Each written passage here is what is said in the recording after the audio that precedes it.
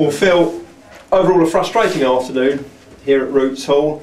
You probably stepped it up in the second half and gave it a go, but I suppose for quite a lot of this game it did have a bit of a 0-0 feel to it.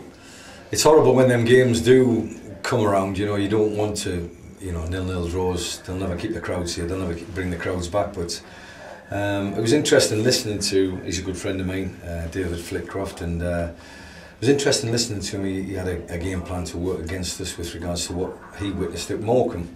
And I thought in the first half, to be fair, it was frustrating because they didn't half-pack the midfield. There's our strength, you know, the midfield three have been all season our strength.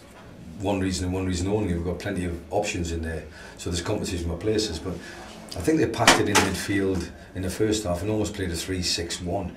And it caused problems, you know. The fans want to be entertained, they want to, but you know, the away teams, we've got to hold our hands up, the away teams never come here and they've got no reason to play quality football. They just come here for to get a point or three, and I think they didn't really contribute to a spectacle in the first half. We tried in the second half, we huffed and puffed, but again we got to the final third on numerous occasions and you're asking for that bit of quality, which I've said all season, that's what you pay for, you know.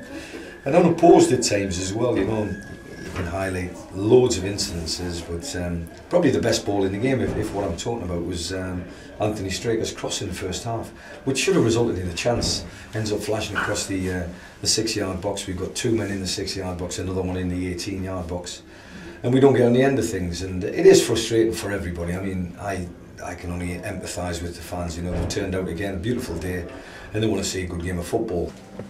So Jakob, first of all, welcome to Southend United. You made your debut today and picked up a clean sheet. You must be pleased. Yeah, I'm really pleased. It was a good game as well. We were playing well, we couldn't just get in the final third. So. And for you as a defender, a clean sheet is always what your job is, really, isn't it? Yeah, obviously we need to get a clean sheet, and I'm really happy for all the defenders and the goalkeeper that we get one. It was really good. You're quite young. With Dan Bentley behind, he's only 20, and you and John only 20. Ryan Leonard as well. There's a young group of players. Yeah, we are young, but we communicate well. We play with each other and we understand each other. Even we were training with ourselves for a short period, but it's good.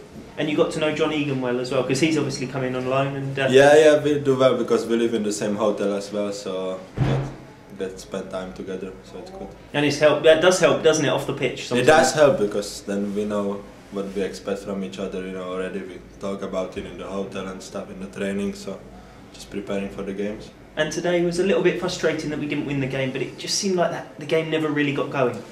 Yeah, it is frustrating when you play 0-0 for the fans as well, because they obviously want to see goals, but I think we've done well in the first bit, but then in the final third we couldn't get really going, we had chances, so hopefully next game.